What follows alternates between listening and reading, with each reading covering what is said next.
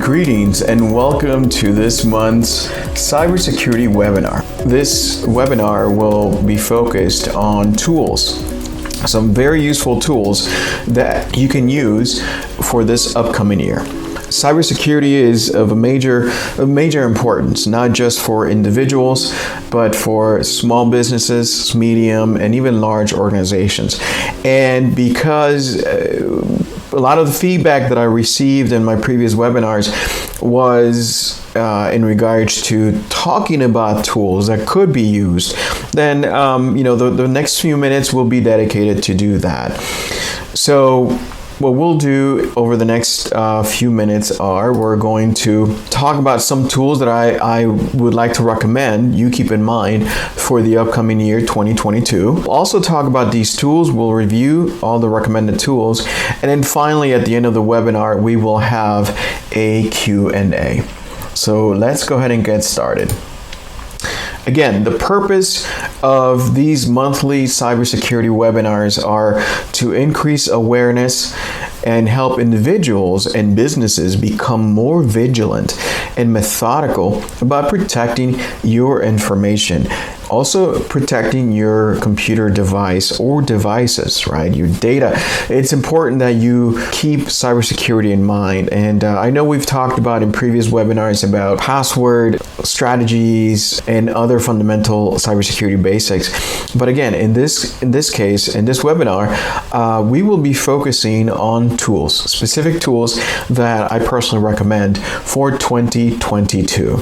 Going into 2022, there's a lot going on. We know that we've had quite a year with health matters and also many other areas in industries, but more specifically in the area of cybersecurity.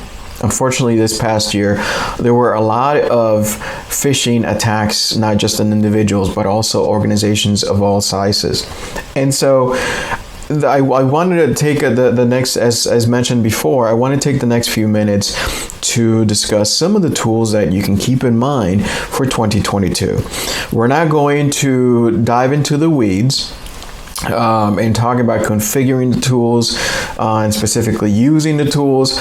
For that, what we can do is you can reach out to me offline once the webinar is over, and then we can perhaps schedule some time to chat, maybe set up a one-to-one, and I'll be happy to discuss any of the tools that have been mentioned or will be mentioned in this webinar.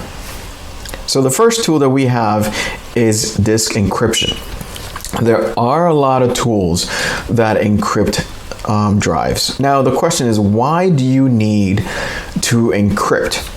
Well, especially if you are an individual, a solopreneur, a small and medium-sized business, even a large organization, it is very important that you encrypt your laptops, right? Because the laptops move around quite a bit. And I can't tell you how many times I've seen organizations that have come to me asking for help, saying, you know what, I lost my data, it was in my laptop, and the laptop was not encrypted. Okay, so why do you want disk encryption in this case? You want to encrypt the hard drive on your laptop so that if your laptop ever disappears or gets stolen or ends up in the wrong hands, your information will have an added layer of security.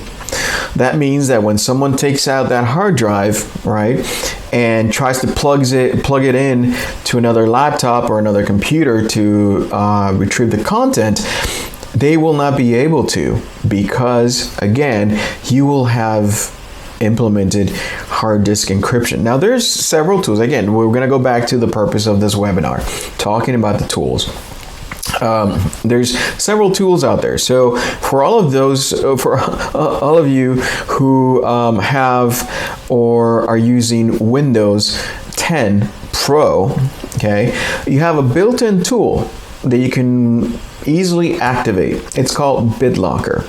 Okay, again, it's an encryption tool that comes built in to the operating system, and you can activate it at any time. Again, if you need help talking about this or understanding the tool a little bit better, just reach out to me. We can set up a one-to-one, and I'll be happy to walk you through the process. Another tool that's available is called VeraCrypt. Okay, it's spelled VERACRYPT, VeraCrypt. And this is an open source tool. Again, it can be used to encrypt your hard drive.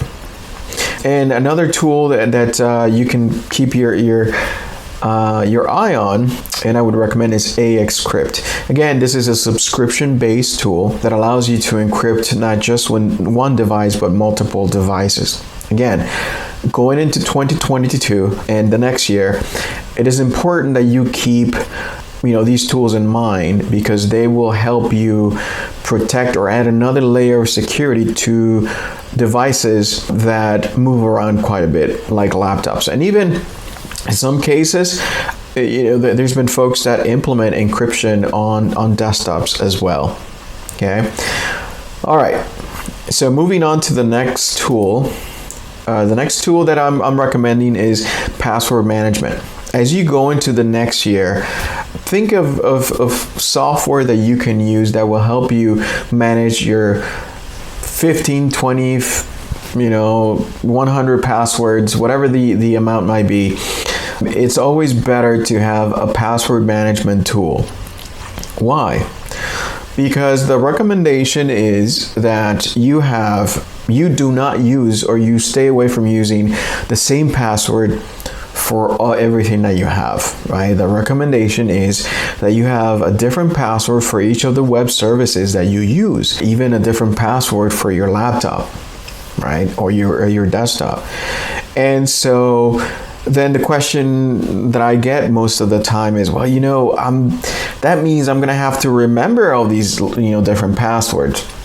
I'm going to have to remember, all the 12 plus characters that have uppercase, lowercase, special characters, and so forth and so on. I mean, that's, almost impossible to do that. So the best way to do that is through, like I mentioned before, a password management tool. There's many tools out there, and the next tools that I'm going to mention are some that I recommend you keep your eye on this coming year. The first one is called LastPass. Okay. There's also another tool called KeePass. It's spelled KeePass. This is, again, an open source tool that doesn't cost you any money. Then there's also 1Password. And finally, the last one that I would recommend you keep your eye on is called RoboForm. Okay. Again, as you go into the next year, making sure you have good password hygiene is highly recommended. And the best way to make sure that you do this and you have properly constructed passwords for not just your laptop, your desktop, but all the different web services that you use is to use a password management tool. The next tool that we're going to talk about is VPN. I always tell folks, avoid trying to use the free Wi-Fi, right? When you go eat at Panera or Starbucks or even at the airport, right? If you are doing sensitive transactions, I always recommend that you try to avoid using these free wireless networks, because they could be very dangerous.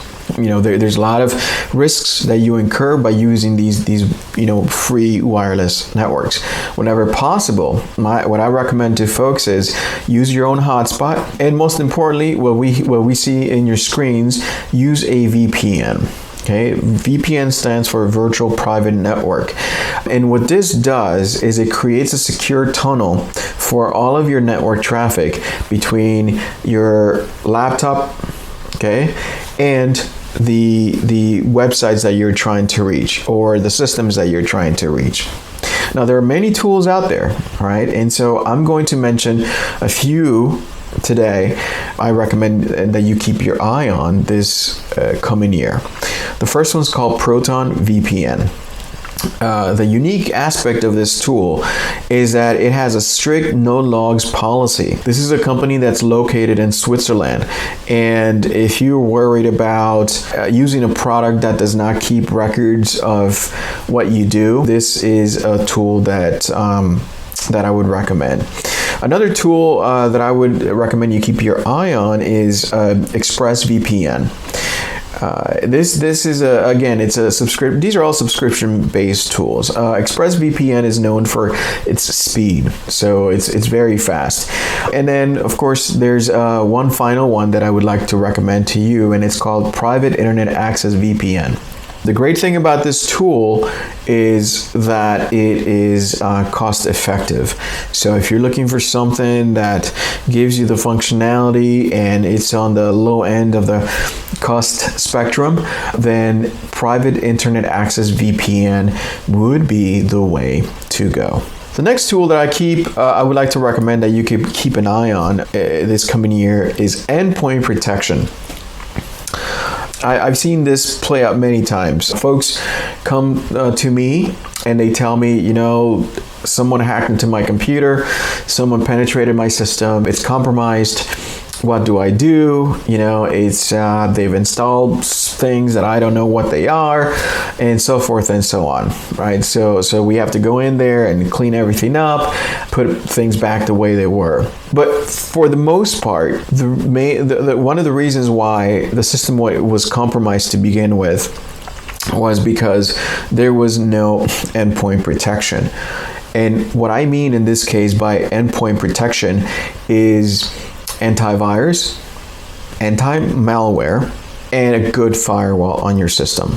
It helps you keep track of negative or hostile activity, and that team can then follow up with you and tell you, hey, there was an issue with this website. I know it's a benign website that you've typically visited before, but unfortunately it got hacked. The owners of the website don't know this, but it was trying to download a malicious payload on your computer. So, we recommend that we block it, for example, and other things like that. So again, Semantic Endpoint Protection, great product. It has a great firewall, very customizable. I personally used it for many years, and it's worked fantastic. Another tool that I recommend that you keep, you look into this coming year is called Trend Micro. Okay, again, this is another great tool that offers great endpoint protection. There's also another one called Bitdefender. And finally, you can look into Microsoft 365 Advanced Threat Protection. Okay, if you happen to have an Office 365 or Microsoft 365 license, then you're in a good place, because then you're likely able to tap into that great endpoint protection that Microsoft offers. Again, you're leveraging the power of Microsoft Threat Protection Cloud that it gets implemented into your computer system or your laptop. Again, these are some great products that I recommend you look into this coming year. The next one that we're going to talk about is called Offsite Storage. Now, we talked about cloud backups in the past, and this is something that I recommend in addition to Offsite Storage. But Offsite Storage gives you what's called redundancy. And what does that mean? That means that you have a redundant copy of your critical and sensitive data in a different location. So that's another layer of security. It's not a backup. It's another copy that you can use. So if for some reason your laptop gets stolen or lost, or your system crashes, then at least you have that redundant copy in your offsite storage. Again, let me clarify, this is not meant to be used as backups. Backups are something entirely different. But again, tools that I recommend you look into include Microsoft OneDrive.